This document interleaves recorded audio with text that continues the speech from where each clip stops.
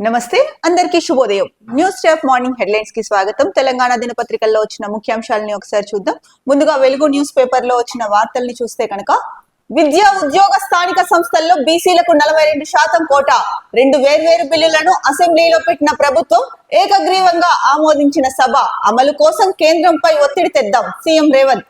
కేసీఆర్ తో పాటు అన్ని పార్టీల లీడర్లు కలిసి వస్తే ప్రధానిని కలుద్దాం, ఈ పార్లమెంట్ సమావేశాల్లోనే ఆమోదింపజేసుకుందాం, రిజర్వేషన్ల పెంపు ఎట్లా సాధ్యం కాదో చూద్దాం, రాష్ట్రంలో బీసీలు 56.36% ఉన్నట్లు తేలింది, మేం చేపట్టిన కులగణన లెక్క 100% కరెక్ట్, అసెంబ్లీలో చర్చ సందర్భంగా ముఖ్యమంత్రి ప్రకటన, బిల్లులను ప్రవేశపెట్టిన బీసీ సంక్షేమ శాఖ మంత్రి పొన్నం. అసెంబ్లీ బడ్జెట్ సమావేశాల్లో నిన్న బీసీ రిజర్వేషన్ బిల్లును అయితే కనుక 2 సభలు ఆమోదం తెలిపాయి. ఏకగ్రీవంగా బీసీలకు 42% రిజర్వేషన్లు అన్న బిల్లు అయితే కనుక అందరూ ఆమోదించారు. ఇక దీనికి కేంద్ర ప్రభుత్వం ఆమోద ముద్ర వేస్తే కనుక ఇక ఈ బిల్లు అమల్లోకి వచ్చేస్తుంది. ఇప్పటికే అంటే విద్యా ఉద్యోగ స్థానిక సంస్థల్లో బీసీలకు 42% కోటా ఇస్తూ ఈ రిజర్వేషన్ బిల్లును అయితే కనుక చేపట్టడం జరిగింది. ఇక అఖిలపక్షంగా అంటే అందరూ కలిసి అంటే అన్ని పార్టీలు కలిసి వెళ్ళి ప్రధానిని కలిసి కేంద్రం పైన ఒత్తిడి తీసుకొచ్చి అయినా సరే ఈ బిల్లుని ఆమోదింప చేద్దాము అని చెప్పేసి రేవంత్ రెడ్డి చెప్పారు. ఇక దీనికి కేసీఆర్ కూడా కలిసి రావాలి ముందుకి అని చెప్పేసి ప్రధానంగా రేవంత్ రెడ్డి చెప్పడం జరిగింది. ఇక రిజర్వేషన్లు పెంపు ఎట్లా సాధ్యం కాదో చూద్దాము, ఖచ్చితంగా సాధ్యం అయ్యేలాగా ఈ బీసీ రిజర్వేషన్లు ఈ 42% రిజర్వేషన్ల బిల్లు ఎట్లా అమలవ్వదో నేను చూస్తాను, ఇది ఖచ్చితంగా అమలయ్యేలాగా చూద్దాము అని చెప్పేసి అన్నారు. ఇక మేము చేపట్టిన కులగణన అయితే కనుక 100% కరెక్టే, రాష్ట్రంలో బీసీలు 56.36% ఉన్నట్లు తేలింది అని చెప్పేసి అసెంబ్లీ వేదికగా ముఖ్యమంత్రి అయితే కనుక ప్రకటన చేశారు. ఈ నేపథ్యంలోనే ఇంకొక మాట చెప్పారు రేవంత్ రెడ్డి. బీసీ రిజర్వేషన్లు 37% పెంచాలని గత ప్రభుత్వం గవర్నర్ కు ప్రతిపాదన పంపించింది, దాన్ని గవర్నర్ రాష్ట్రపతికి పంపారు. రాష్ట్రపతి దగ్గర ఉన్న ఆ ప్రతిపాదనను ఉపసంహరించుకొని కొత్త ప్రతిపాదన పంపిస్తున్నాం, అందరినీ సంప్రదించి బీసీలకు 42% రిజర్వేషన్లు కల్పించాలనే బిల్లులను తీసుకొచ్చాం, సభానాయకుడిగా నేను మాట ఇస్తున్నా, బీసీ రిజర్వేషన్ల సాధనకు నాయకత్వం వహిస్తా, అఖిలపక్ష నాయకులు అందరం కలిసికట్టుగా వెళ్లి ప్రధానిని కలుద్దాం, బీసీ రిజర్వేషన్లు 42% పెంచేందుకు అవసరమైన చట్టపరమైన చర్యలు తీసుకుందామని చెప్పేసి రేవంత్ రెడ్డి అయితే కనుక చెప్పారు. సభానాయకుడిగా నేను మాట ఇస్తున్నాను, ఈ బీసీ రిజర్వేషన్ల సాధనకైతే కనుక నాయకత్వం వహిస్తాను, అఖిలపక్షంగా అందరం కలిసి వెళ్ళి ప్రధానిని కలిసి ఈ బీసీ రిజర్వేషన్లు 42% ఏదైతే ఉందో దానికి అవసరమైన చట్టబద్ధమైన చర్యలు తీసుకుందామని చెప్పేసి స్పష్టంగా రేవంత్ రెడ్డి అయితే చెప్పారు. ఏదైతే ఎన్నికల హామీల్లో ఇచ్చారో బీసీలకు 42% రిజర్వేషన్లు ఇస్తామని, మొత్తానికి ఆ దిశగా అయితే కనుక పెద్ద అడుగే పడింది. రాష్ట్ర పరంగా అసెంబ్లీలో అయితే కనుక ఇరు సభలు ఆమోదించాయి. ఇక కేంద్రం ఒక రకంగా చెప్పాలంటే ఇంకా కేంద్రం కోర్టులో బంతి ఉంది అని చెప్పొచ్చు. దీన్ని కూడా అంటే అఖిలపక్షంగా అందరం కలిసి వెళ్ళి దీనిని సాధించుకుందాము, అంటే సభానాయకుడిగా నేను మాట ఇస్తున్నా, ఎలాగైనా సరే దీన్ని సాధిద్దాము అని చెప్పేసి రేవంత్ రెడ్డి అయితే చెప్పారు. సో ఏదైతే మాట ఇచ్చారో ఎన్నికల్లో దాన్ని నిలబెట్టుకున్నారు కాంగ్రెస్ ప్రభుత్వం అని చెప్పొచ్చు. ఇక బీసీలకు కూడా 42% రిజర్వేషన్ ఇచ్చి బీసీలకు కూడా న్యాయం చేశారని చెప్పొచ్చు. మరి ముఖ్యమైన వార్త చూసుకుంటే కనుక యువతకు 2 నెలల్లో 6,000 కోట్లు ఇస్తాం, అర్హులకే రాజీవ్ యువ వికాసం, ప్రతి నియోజకవర్గంలో 4-5 వేల మందికి లబ్ధి సీఎం రేవంత్ రెడ్డి. ఎమ్మెల్యేలు మండలాల్లో మీటింగ్లు పెట్టి అర్హులను గుర్తించాలి, కార్యకర్తలకు ఇవ్వచ్చు కానీ అర్హత ఖచ్చితంగా ఉండాలి, ఉద్యోగాలు ఉపాధి స్కిల్ డెవలప్మెంట్ కు ప్రయారిటీ, పన్నుల వసూళ్లు ఇన్ఫ్లేషన్ కంట్రోల్లో తెలంగాణ టాప్, దుబారా తగ్గించి ఆదాయం పెంచుతున్నాం, 2 మంత్రులను తీసేస్తే పాలనపై పట్టున్నట్ట, అందరినీ సమన్వయం చేసుకొని పాలన చేస్తే పట్టున్నట్ట అని ప్రశ్న. రాజీవ్ యువ వికాసం పథకం అప్లికేషన్లు ప్రారంభం. మొత్తానికైతే యువతకు 2 నెలల్లో అయితే కనుక 6,000 కోట్లు ఇస్తామని చెప్పేసి రేవంత్ రెడ్డి ప్రకటించారు. అది కూడా రాజీవ్ యువ వికాసం పథకం కింద 2 నెలల్లో 6,000 కోట్లు ఇస్తామని చెప్తున్నారు. ఇక ప్రతి నియోజకవర్గంలో కూడా 4 నుంచి 5 వేల మందికి లబ్ధి చేకూరుస్తాం దీని ద్వారా అని చెప్పారు. ముఖ్యంగా అంటే ఎవరైతే ఈ రాజీవ్ యువ వికాసంకి అర్హత కలిగి ఉంటారో వాళ్ళని గుర్తించే పనిని మాత్రం మండలాల్లో మీటింగ్లు పెట్టి ఎమ్మెల్యేలే అర్హులను గుర్తించాలి అని చెప్పి ఎమ్మెల్యేలకు అయితే ఒక బాధ్యత ఇచ్చారు. ఇక కార్యకర్తలకు కూడా ఈ రాజీవ్ యువ వికాసం అప్లికేబులే, కాకపోతే వాళ్ళు కూడా అర్హులై ఉండాలి అని చెప్పేసి చెప్పారు. అంటే ఈ రాజీవ్ యువ వికాసం ఎవరికైతే ఇస్తారో వాటికి వీళ్ళు చెప్పిన అర్హత ఏదైతే ఉందో ఆ అర్హత కలిగిన వాళ్ళందరికీ కూడా రాజీవ్ యువ వికాసం వర్తిస్తుంది అన్నదైతే కనుక తెలుస్తుంది ఈ వార్త ద్వారా. ఇక రాష్ట్ర ఆదాయం విషయానికి వస్తే కనుక రాష్ట్ర ఆదాయం తగ్గింది, అందుకనే అన్ని ఇవ్వలేకపోతున్నాము అని చెప్పేసి రేవంత్ రెడ్డి ఇటీవల కాలంలో చెప్పుకొస్తూ ఉన్నారు. ఈ నేపథ్యంలో మేము దుబారా చాలా తగ్గించాము, అలాగే ఆదాయాన్ని పెంచుతున్నాము అని చెప్పేసి కూడా చెప్పారు. ఇక రాజీవ్ యువ వికాసం ఏదైతే ఉందో దీనికి సంబంధించి అప్లికేషన్లు అయితే కనుక స్టార్ట్ చేశారు. నిన్న కేటీఆర్ అయితే రేవంత్ రెడ్డి పైన చాలా ఫైర్ అయ్యారు. దానికి సంబంధించిన వార్త ఒకటి ఇచ్చారు. బంగారం లాంటి రాష్ట్రాన్ని అప్పజెప్తే సర్వనాశనం చేసిండు సీఎం రేవంత్ పై కేటీఆర్ ఫైర్. ఆయనకు గాసిప్స్ మీద తప్ప గవర్నెన్స్ మీద దృష్టి లేదు, రాజకీయాల్లో హద్దు దాటొద్దనే సంయమనం పాటించినాం, రాష్ట్రం అప్పుల పాలైతే అందాల పోటీలు ఎందుకు, ఎంఐఎం కు మేమంటే ఏమిటో చూపిస్తాం, మీడియాతో చిట్ చాట్ లో వ్యాఖ్యలు, బీఆర్ఎస్ వాళ్ళు ఏం చేస్తారో చూస్తామంటూ అక్బర్ కౌంటర్. బంగారం లాంటి రాష్ట్రాన్ని రేవంత్ రెడ్డి నాశనం చేశాడు అని చెప్పేసి కేటీఆర్ అయితే ఫైర్ అయ్యారు. నిన్న అసెంబ్లీ మీడియా పాయింట్ లో అయితే కనుక చిట్ చాట్ చేశారు, ఆ నేపథ్యంలో ఈ వ్యాఖ్యలు చేశారు. ఇక రేవంత్ రెడ్డికి గాసిప్స్ మీద ఉన్న ఆసక్తి గవర్నెన్స్ మీద లేదు అని చెప్పేసి ఎద్దేవా చేశారు. ఇక రాజకీయాల్లో హద్దు దాటొద్దని మేము చాలా సంయమనంతో ఉన్నాము, సంయమనం పాటిస్తున్నాము అని చెప్పుకోవచ్చు. ఇకపోతే ఏదైతే ఈసారి అందాల పోటీలకు వేదిక హైదరాబాద్ అని ప్రకటించి చాలా రోజులైంది. ఈ నేపథ్యంలో రాష్ట్రం అప్పుల పాలైతే కనుక అందాల పోటీలు ఎందుకు అని చెప్పేసి ఒక ప్రశ్నిస్తున్నారు రేవంత్ రెడ్డిని. ఎంఐఎం మీద కూడా కొన్ని వ్యాఖ్యలు చేశారు కేటీఆర్. ఎంఐఎం కో బీఆర్ఎస్ అంటే ఏంటో, అంటే మేమంటే ఏంటో చూపిస్తాము అని చెప్పేసి అన్నారు. దీనికి ఎంఐఎం ఓవైసీ కూడా కౌంటర్ ఇస్తూ బీఆర్ఎస్ వాళ్ళు ఏం చేస్తారో మేము కూడా చూస్తామని చెప్పి కౌంటర్ అయితే కనుక ఇచ్చారు. మరి ఇప్పుడు ఏ రకంగా చూసుకున్నా కూడా నిన్నైతే మొత్తానికి అసెంబ్లీలో బీసీ రిజర్వేషన్లకు అయితే కనుక అందరూ ఏకగ్రీవంగా ఆమోదించారు. అంతవరకు బాగానే ఉంది. మరి బంగారం లాంటి రాష్ట్రాన్ని అంటే 10 ఏళ్లలో మేము అభివృద్ధి చేసి తీసుకొచ్చి మంచి స్థాయిలో పెట్టిన రాష్ట్రాన్ని అయితే కనుక సర్వనాశనం చేస్తున్నాడు రేవంత్ రెడ్డి అని చెప్పేసి ముఖ్యంగా కేటీఆర్ ఫైర్ అవ్వడం జరిగింది. ఇక సంయమనం పాటించాలి కాబట్టి రాజకీయాల్లో మేము సంయమనంతో ఉన్నాము అని చెప్పేసి, హద్దులు దాటకూడదు అని చెప్పేసి, హద్దులు దాటకోకుండా ఉన్నామని చెప్పేసి చెప్తున్నారు. ఏది ఏమైనా కూడా కేటీఆర్ అయితే కనుక ముఖ్యంగా ముఖ్యమంత్రికి గాసిప్స్ మీదే ఆసక్తి ఎక్కువగా ఉంది, కానీ గవర్నెన్స్ మీద దృష్టి లేదు అని అయితే కనుక చెప్తున్నారు. ఇక జనాభా ప్రాతిపదికన డీలిమిటేషన్ ఒప్పుకోము, అట్లా చేస్తే దక్షిణాదికి తీరని నష్టం. అఖిలపక్ష భేటీలో నేతల వెల్లడి. డిప్యూటీ సీఎం బట్టి విక్రమార్క ఆధ్వర్యంలో సమావేశం. అన్యాయాన్ని కలిసికట్టుగా ఎదిరించాలి బట్టి. అసెంబ్లీలో ఏకగ్రీవ తీర్మానం చేసి కేంద్రానికి పంపాలి. అక్బరుద్దీన్ ఓవైసీ. పోరాటాన్ని కొనసాగిద్దాం. కూడంనేని సాంబశివరావు, జాన్ వెస్లీ. సమావేశానికి బీఆర్ఎస్ బీజేపీ దూరం. సో ఈసారి కూడా అంటే జనాభా ప్రాతిపదికన డీలిమిటేషన్ చేస్తే దక్షిణాది రాష్ట్రాలకు నష్టం వాటిల్లుతుందని గత కొన్ని రోజులుగా అంటే సౌత్ వర్సెస్ సెంట్రల్ అన్నది నడుస్తూ ఉంది. ఈ నేపథ్యంలో నిన్న జరిగిన అఖిలపక్ష సమావేశంలో అయితే కనుక ఇలా అంటే జనాభా ప్రాతిపదికన డీలిమిటేషన్ చేస్తే కనుక మేము ఒప్పుకోము, ఇది దక్షిణాదికి నష్టమే చేకూరుస్తుంది అని చెప్పేసి చెప్పారు. దీనికి సంబంధించి అయితే కనుక ఈ సమావేశానికి గతంలో పెట్టిన సమావేశానికి కూడా బీజేపీ బీఆర్ఎస్ దూరంగా ఉంది. ఈసారి కూడా బీజేపీ బీఆర్ఎస్ ఈ సమావేశానికి హాజరు కాలేదు. ఇక ఈ అన్యాయాన్ని అందరం కలిసికట్టుగా ఎదుర్కొందామని చెప్పేసి డిప్యూటీ సీఎం చెప్పగా, ఇక అక్బరుద్దీన్ ఓవైసీ అయితే కనుక దీని గురించి అసెంబ్లీలో ఏకగ్రీవ తీర్మానం చేసి కేంద్రానికి పంపిద్దామని చెప్పేసి ఒక సూచన అయితే కనుక చేశారు. ఇక ఈ పోరాటాన్ని అంటే దక్షిణాది రాష్ట్రాల అంటే ఈ డీలిమిటేషన్ ఏదైతే ఉందో దీనిపైన అయితే కనుక దక్షిణాది రాష్ట్రాలకు నష్టం వాటిల్లకుండా పోరాటం కొనసాగిద్దామని చెప్పేసి మరి కొంతమంది చెప్పడం జరిగింది.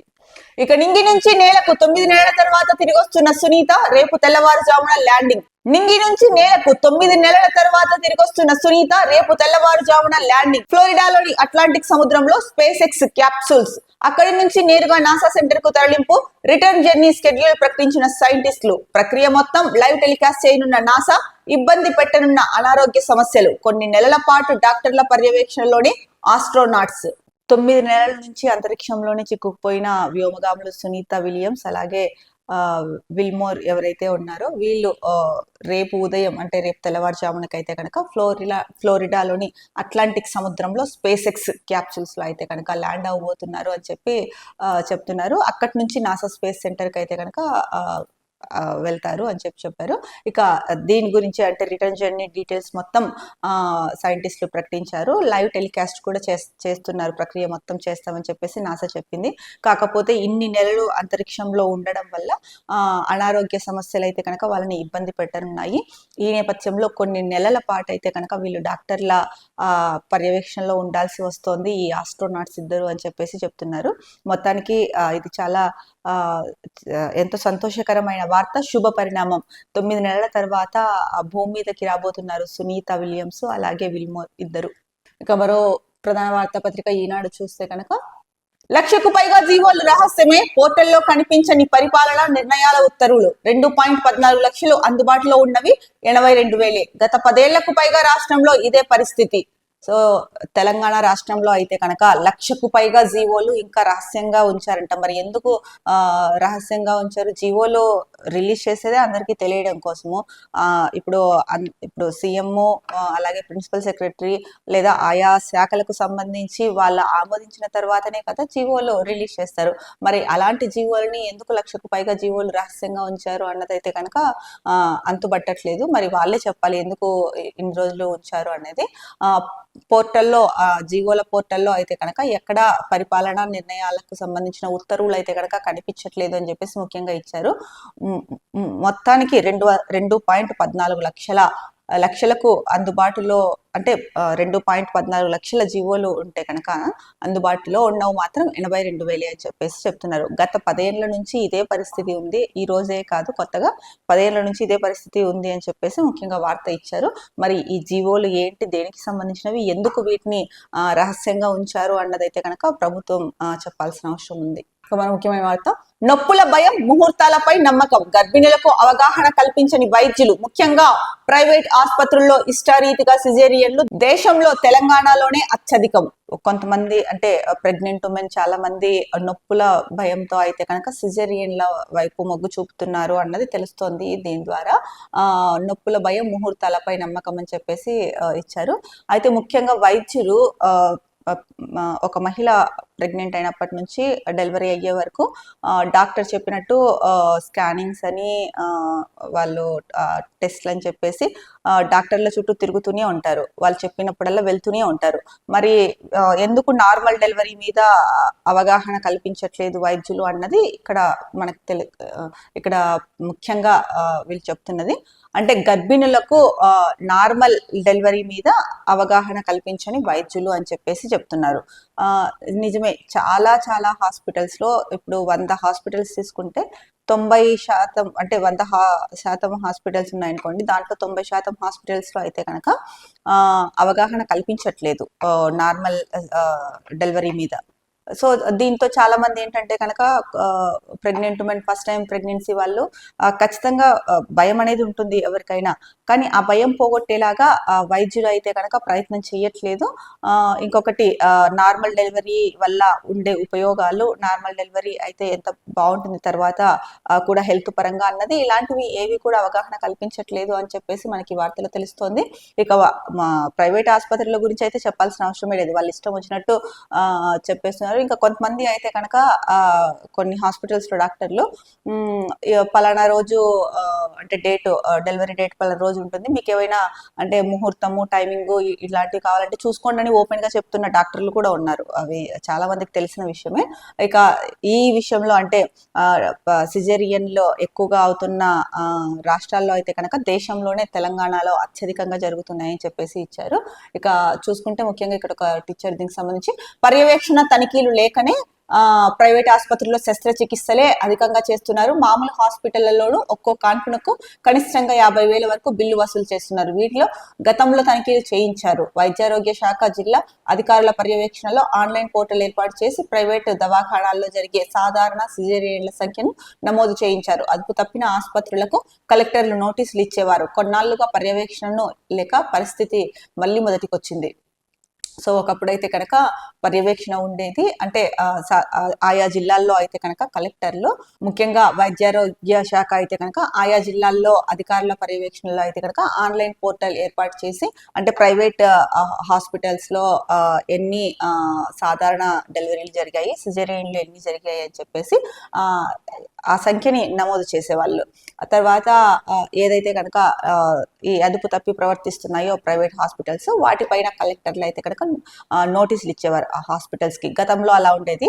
అయితే ఈ మధ్య కాలంలో కొన్నాళ్ళుగా అయితే కనుక ఈ పర్యవేక్షణ లోపించడం వల్ల మళ్ళీ సిజేరియన్ల సంఖ్య అయితే కనుక పెరిగిపోయింది. ప్రైవేట్ హాస్పిటల్స్ కి అయితే కనుక హద్దు అదుపు లేకుండా ఇష్టరీతిగా వ్యవహరిస్తున్నారని చెప్పేసి ముఖ్యంగా ఇక్కడ వార్త ఇచ్చారు. ఏది ఏమైనా కూడా ప్రెగ్నెన్సీ విషయంలో అంటే నార్మల్ డెలివరీ పైన అయితే కనుక అవగాహన కల్పించాల్సిన అవసరం వైద్యుల పైన 100% ఉంది. దీన్ని అంటే ఇప్పటికైనా సరే ప్రభుత్వము ఏదైతే అంటే పర్యవేక్షణ లోపించి ప్రైవేట్ హాస్పిటల్స్ ఇష్టరాజ్యంగా వ్యవహరిస్తున్న ఈ నేపథ్యంలో గవర్నమెంట్ అయితే కనుక వైద్య ఆరోగ్య శాఖ ముఖ్యంగా దీన్ని మళ్ళీ ఏదైతే ఏ జిల్లాల్లో ఏ హాస్పిటల్స్ లో ఎన్ని నార్మల్ డెలివరీస్ సిజేరియన్లు చేస్తున్నారు, అంటే నార్మల్ డెలివరీ అయ్యే అవకాశం ఉన్నా కూడా సిజేరియన్ కి చాలా మంది ప్రిఫర్ చేస్తున్నారు, డాక్టర్లు కూడా దాన్ని ప్రోత్సహిస్తున్నారు. ఇలాంటివి ఎన్ని ఉన్నాయి ఏంటి అన్నది నమోదు చేసుకొని కలెక్టర్లు చర్యలు తీసుకోవాల్సిన అవసరం అయితే కనుక ముందులాగా చర్యలు తీసుకోవాల్సిన అవసరం అయితే ఎంతైనా ఉంది. ఇక మరో ముఖ్యమైన వార్తాపత్రిక దిశ చూస్తే కనుక 11 మంది టీవీ ఆర్టిస్టులు ఇన్ఫ్లుయెన్సర్లపై కేసు, బెట్టింగ్ యాప్స్ ప్రమోషన్సే కారణం, కేసు ఫైల్ చేసిన పంజాగుట్ట పోలీసులు. ఓ ప్రైవేట్ ఉద్యోగి ఫిర్యాదు ఆధారంగా. సో ఓ ప్రైవేట్ ఉద్యోగి ఫిర్యాదు చేయడం వల్ల 11 మంది టీవీ ఆర్టిస్టులు, ఇన్ఫ్లుయెన్సర్స్ ఎవరైతే ఉన్నారో సోషల్ మీడియా యూట్యూబర్ ఇన్ఫ్లుయెన్సర్స్ వాళ్ళపైన కేసు నమోదు చేశారు. బెట్టింగ్ యాప్స్, ముఖ్యంగా బెట్టింగ్ యాప్స్ ప్రమోట్ చేయడమే ప్రధాన కారణం వీళ్ళ పైన కేసులు నమోదు చేయడానికి. పంజాగుట్ట పోలీసులు అయితే కనుక వీళ్ళ మీద కేసులు నమోదు చేశారు. ఈ నేపథ్యంలోనే అంటే దీనికి సంబంధించి బెట్టింగ్లతో బాగుపడినట్లు చరిత్రలో లేదు అని చెప్పేసి హీరో సంపూర్ణేష్ బాబు అయితే కనుక చెప్పారు. ముఖ్యంగా 11 మంది టీవీ ఆర్టిస్టులు ఎవరు అనేది ఒకసారి కనుక మనం చూస్తే ఇక ఇమ్రాన్ ఖాన్, విష్ణుప్రియ, హర్షసాయి, శ్యామల, టేస్టీ తేజ, రీతు చౌదరి, బండారు శేషాయాని, కిరణ్ గౌడ్, అజయ్ సన్నీ సుధీర్ వీళ్ళందరూ బెట్టింగ్ యాప్ పేరుతో అయితే కనుక బెట్టింగ్ యాప్ ప్రమోట్ చేశారు. కాబట్టి 11 మంది పైన అయితే కనుక పంజాగుట్ట పోలీసులు కేసు నమోదు చేయడం జరిగింది. ఇది కూడా అంటే ఒక ప్రైవేట్ ఎంప్లాయీ ఫిర్యాదు చేయడంతో ఈ కేసు నమోదు చేయడం జరిగింది. ఇక సీనియర్ నటుడు సంపూర్ణేష్ బాబు అయితే బెట్టింగ్లతో బాగుపడినట్లు ఎక్కడా లేదు అని చెప్పేసి చెప్పారు. ఆ బెట్టింగ్ యాప్లను ప్రమోట్ చేసే వారిపై ప్రభుత్వం చర్యలు తీసుకుంటోంది. అవగాహన కల్పిస్తూ సంపూర్ణేష్ బాబు ఒక వీడియో అయితే కనుక రిలీజ్ చేశారని చెప్పి కూడా చెప్పారు. ఇప్పటికైనా సరే ఎవరైతే సోషల్ మీడియా ఇన్ఫ్లుయెన్సర్స్ ఉండొచ్చు, లేకపోతే ప్రజల్ని ఎక్కువగా ప్రభావితం చేసే వ్యక్తులు ఎవరైతే ఉన్నారో వాళ్ళు ఇటువంటి బెట్టింగ్ యాప్స్ లేకపోతే ఏవైతే హానికరమో ఇలాంటి వాటికి దూరంగా ఉండాలని చెప్పేసి అవగాహన కల్పించాలి. కానీ ఇలాంటి చెడు వాటిల్లోకి బెట్టింగ్ యాప్స్ ద్వారా ఎంతమంది బలైపోతున్నారో మనకి చూస్తూనే ఉన్నాము. అంటే బెట్టింగ్ యాప్స్ తో అప్పుల పాలైపోయి సూసైడ్ చేసుకుంటున్నారు. ఇలాంటి వార్తలు ఈ మధ్య తరచుగా కనిపిస్తూనే ఉన్నాయి. నిన్న వార్తాపత్రికలో చూస్తే కనుక ఒక సంవత్సరంలో అంటే గతేడాదిలో 1000 మంది ఈ బెట్టింగ్ యాప్స్ బారిన పడి మోసపోయి సూసైడ్ చేసుకున్న వాళ్ళ సంఖ్య 1000 మంది అని చెప్పేసి ఇచ్చారు. మరి అలా చూసుకుంటే ఎన్ని కుటుంబాలు చితికిపోతున్నాయి ఈ బెట్టింగ్ యాప్స్ మాయలో పడిపోయి మోసాలకి. అంటే అప్పులు చేసి తీసుకొచ్చి పెట్టి మరి బెట్టింగ్ యాప్స్ లో ఫస్ట్ ఏమో లాభాలు ఉన్నట్టు చూపిస్తారు, తర్వాత ఏమో మెల్లిగా వాళ్ళ ట్రాప్ లోకి దింపేసిన తర్వాత దోచుకోవడం మొదలు పెట్టేస్తారు. దీనివల్ల చితికిపోతున్నది ఎవరైతే బెట్టింగ్ యాప్స్ లో అమౌంట్ పెడుతున్నారో వాళ్ళు. సో దీనిపైన అవగాహన కల్పించాల్సిన ఇన్ఫ్లుయెన్సర్స్ లేకపోతే ఎవరైతే ఈ టీవీ ఆర్టిస్టులు అంటే కొంత ఫేమస్ అయిన వాళ్ళు ఉన్నారో వాళ్ళే అవగాహన కల్పించాల్సింది పోయి ఇలాంటివి ప్రమోట్ చేయడం అయితే కనుక నిజంగా సిగ్గుపడాల్సిన విషయం. ఏది ఏమైనా 11 మంది పైన అయితే కనుక పంజాగుట్ట పోలీసులు అయితే కనుక కేసు నమోదు చేశారు. ఇక 160 కోట్ల స్కామ్, గురుకులాల అద్దె పేరుతో ఇష్టానుసారంగా గత ప్రభుత్వం చెల్లింపులు. చదరపు అడుగుకు ఇవ్వాల్సింది 3 రూపాయలు, ఇచ్చింది 18 రూపాయలు. అద్దె భవనాలు అధికంగా బీఆర్ఎస్ నేతలు వారి బంధువులవే. పరోక్షంగా వారికి మేలు చేసిన గత కేసీఆర్ ప్రభుత్వం, విజిలెన్స్ విచారణకు సిద్ధమవుతున్న రేవంత్ సర్కార్. సో గురుకులాల అద్దె పేరుతో అయితే కనుక 160 కోట్ల రూపాయల స్కామ్ జరిగిందని చెప్పేసి చెప్తున్నారు. ముఖ్యంగా గురుకులాలు ఏవైతే ఉన్నాయో వాటికి అద్దె పేరుతో ఇష్టానుసారంగా గత ప్రభుత్వం అయితే చెల్లింపులు చేసింది. అది కూడా అద్దె భవనాలు అధికంగా బీఆర్ఎస్ కి సంబంధించిన నేతలు ఎవరైతే ఉంటారో వాళ్ళు వారి బంధువులకే ఎక్కువగా ఇచ్చారు. చదరపు అడుగు ఇవ్వాల్సింది రూల్ ప్రకారం చదరపు అడుగు 3 రూపాయలకి ఇవ్వాల్సింది 18 రూపాయలకి ఇచ్చారంట ఏకంగా. సో అంటే పరోక్షంగా వారి బంధువులకు ఎవరైతే కొంతమంది నేతలు ఉన్నారో వాళ్లకు అనుకూలంగా వాళ్ళకు మేలు చేసే విధంగా కేసీఆర్ ప్రభుత్వం అయితే కనుక ఇలా చేసింది అని చెప్పేసి చెప్పారు. ఇక దీనిపైన విజిలెన్స్ విచారణకు రేవంత్ సర్కార్ సిద్ధమవుతోంది అని చెప్పేసి ఇచ్చారు. మరి అంటే ఒక క్వశ్చన్ మార్క్ అయితే పెట్టారు కానీ ఇంకా కన్ఫర్మ్ గా చెప్పలేదు విజిలెన్స్ విచారణకు వెళ్తున్నారా లేదా అన్నది. వెళ్లే అవకాశం ఉంది అన్నట్టు అయితే కనుక చెప్తున్నారు. మరి 160 కోట్ల రూపాయల స్కామ్ అన్నది చాలా పెద్ద విషయం. అందులో చదరపు అడుగుకి 3 రూపాయలు ఎక్కడ, 18 రూపాయలు ఎక్కడ, ఎంత వాళ్ళ బంధువులకు మెయిల్ చేయాలైతే అంటే మాత్రం ప్రభుత్వ సొమ్ముని కొల్లగొడతారా? పర్సనల్ గా మీకున్న డబ్బులు ఇచ్చుకొని వాళ్ళని పైకి తెచ్చుకోండి, అంతేగాని ఇలా ప్రజాధనాన్ని దుర్వినియోగం చేసే హక్కు ఎవ్వరికీ లేదు. ఇకపై పొట్టి శ్రీరాములు యూనివర్సిటీ సురవరం ప్రతాప్ రెడ్డి యూనివర్సిటీగా మారిందని చెప్పొచ్చు. ఇక మరో హెడ్డింగ్ అయితే ఇచ్చారు, తెలంగాణని డ్రగ్స్ అయితే కనుక భయపెడుతోంది. అంటే ఎన్ని చర్యలు తీసుకుంటున్నప్పటికీ కూడా ఏదో ఒక రూపంలో కొంతమంది డ్రగ్స్ ని రాష్ట్రంలోకి తీసుకురావడము, ఈ చివరికి మనం చూసుకున్నాం కదా హోలీ రోజున కుల్ఫీ బర్ఫీల్లో కూడా పెట్టేసి తీసుకొచ్చేస్తున్నారు. అంటే డ్రగ్స్ ని ఎలాగైనా సరే రాష్ట్రంలోకి తీసుకురావాలి, గంజాయిని డ్రగ్స్ ని అని చెప్పేసి ఏ చిన్న అవకాశాన్ని కూడా వదలకుండా కొంతమంది వ్యక్తులు రాష్ట్రంలోకి తీసుకొస్తున్నారు. సో ఎంత చర్యలు తీసుకుంటున్నప్పటికీ కూడా దీన్ని పూర్తిగా కట్టడి చేయడం అనేది ఒక్కొక్కసారి అసాధ్యమా అన్నట్టు కూడా అనిపిస్తోంది. ఈ నేపథ్యంలోనే తెలంగాణను భయపెడుతున్న డ్రగ్స్ అని చెప్పేసి చెప్తున్నారు. ఇక 18 మంది పాలక వర్గంతో అయితే కనుక యాదాద్రి బోర్డు ఏర్పాటు చేయడం జరుగుతోంది. ముఖ్యంగా టీటీడీకి ఎలా ఒక బోర్డు ఉందో అలా యాదాద్రికి కూడా ఒక ప్రత్యేక బోర్డు ఏర్పాటు చేస్తామని గతంలో చెప్పారు. ఈ నేపథ్యంలోనే 18 మంది పాలక వర్గంతో అయితే కనుక యాదాద్రి బోర్డు అని చెప్పేసి ముఖ్యంగా ఇచ్చారు. ఇక ఉగ్రవాదాన్ని సహించబోం, ఉభయ దేశాలకు దానిని ఎదుర్కొన్న అనుభవం. ప్రధాని మోడీ న్యూజిలాండ్ ప్రధాని క్రిస్టోఫర్ లక్సన్ తో భేటీ, స్వేచ్ఛ వాణిజ్యంపై కీలక నిర్ణయం, రక్షణ భద్రతా సంబంధాల సంస్థాగతానికి డీల్. ఇక తెలంగాణ ప్రభుత్వానికి బాంబే హైకోర్టు నోటీసులు ఇచ్చింది. మహారాష్ట్ర, కర్ణాటక, ఒడిశా రాష్ట్రాలకు కూడా ఇచ్చింది. అనుమతి లేకుండా ఓ మహిళ ఫోటోను ప్రకటనల్లో వాడినందుకు సదరు మహిళ పిటిషన్ మేరకు వివరణ ఇవ్వాలన్న కోర్టు 24వ తేదీకి తదుపరి విచారణ వాయిదా. సో ఒక మహిళ ఫోటోను అయితే కనుక ప్రకటనల్లో వాడడానికి ఉపయోగించారు. సో ఆ మహిళ అనుమతి లేకుండా ఆ ఫోటోను వాడినందుకు గాను ఆ మహిళ పిటిషన్ వేశారు. ఈ మేరకు వివరణ ఇవ్వాలని చెప్పేసి కోర్టు అయితే కనుక చెప్పింది, బాంబే హైకోర్టు. దీనికి సంబంధించి తెలంగాణకు అలాగే మహారాష్ట్ర, కర్ణాటక, ఒడిశా రాష్ట్రాలకు కూడా నోటీసులు ఇచ్చింది. ఇక ఈ కేసును అయితే కనుక 24వ తేదీకి వాయిదా వేశారు. సో అనుమతి లేకోకుండా ఏ వ్యక్తి ఫోటో కూడా ఉపయోగించకూడదు. అలాంటిది ఒక మహిళ ఫోటోని ఆమె అనుమతి లేకుండా ప్రకటనలో ఉపయోగించారు. సో ఈ నేపథ్యంలోనే కోర్టు అయితే కనుక ఈ 4 రాష్ట్రాలకు నోటీసులు ఇచ్చింది. ఇంకో ప్రధాన వార్తాపత్రిక నమస్తే తెలంగాణ. నమస్తే తెలంగాణ చూసుకుంటే కనుక కాంగ్రెస్ గ్యారంటీలతో ఆర్థిక సంక్షోభమే, ఉచిత హామీల కోసం అడ్డగోలుగా అప్పులు, కాంగ్రెస్ సర్కార్ విధానాలతో కర్ణాటక నాశనం, ఉద్యోగాలు లేవు, అభివృద్ధి పనులు అసలే లేవు, దిద్దుబాటు చర్యలు లేకుంటే చివరకు దివాలానే, ఇన్ఫోసిస్ మాజీ సిఎఫ్ఓ మోహన్ దాస్ హెచ్చరిక. ఇన్ఫోసిస్ మాజీ సిఎఫ్ఓ అయితే కనుక ఒక హెచ్చరిక చేశారు. కాంగ్రెస్ ప్రభుత్వం ఏదైతే 6 గ్యారెంటీలు ఇచ్చిందో దాంతో ఆర్థిక సంక్షోభమే, ఎప్పుడైనా సరే ఉచిత హామీల కోసం అడ్డగోలుగా అప్పులు చేయాల్సి వస్తుంది, ఆ అప్పులు చేయడం వల్ల ఆర్థిక సంక్షోభం ఏర్పడుతుంది అని చెప్పేసి చెప్తున్నారు ఆయన. కాంగ్రెస్ సర్కార్ విధానాలతో అయితే కనుక కర్ణాటక నాశనం అవుతోంది అని చెప్పేసి ఇక్కడ ఇచ్చారు. ముఖ్యంగా ఇక ఉద్యోగాలు లేవు, అభివృద్ధి పనులు అసలే లేవు, ఇక ఇప్పుడైనా సరే దిద్దుబాటు చర్యలు లేకుంటే కనుక దివాలా తీయాల్సిన పరిస్థితి వస్తుందని చెప్పేసి ఒక రకంగా హెచ్చరించారు ఇన్ఫోసిస్ మాజీ సిఎఫ్ఓ అయితే కనుక. మరో వార్త, సండే కదా సైటు పని చేయలే, విదేశీ విద్యా పథకం అప్లికేషన్ల అప్డేట్ పై మంత్రి, స్కీమ్ ను ఆపివేయలేదని చెప్పేందుకు యత్నం, లబ్ధిదారుల జాబితా ఇంకెప్పుడు ఇస్తారు, గంగుల. పొంతనలేని జవాబు చెప్పిన మంత్రి సీతక్క. సో 0 అవర్లో అయితే కనుక నిన్న అసెంబ్లీ సమావేశంలో 0 అవర్లో అడిగిన ప్రశ్నలకి విదేశీ విద్యా పథకం అప్లికేషన్ల అప్డేషన్ పైన ఒక క్వశ్చన్ అడిగితే కనుక మంత్రి సీతక్క సండే కదా సైటు పనిచేయలేదు అని చెప్పారని చెప్పేసి ఇక్కడ ప్రధానంగా వార్త ఇచ్చారు.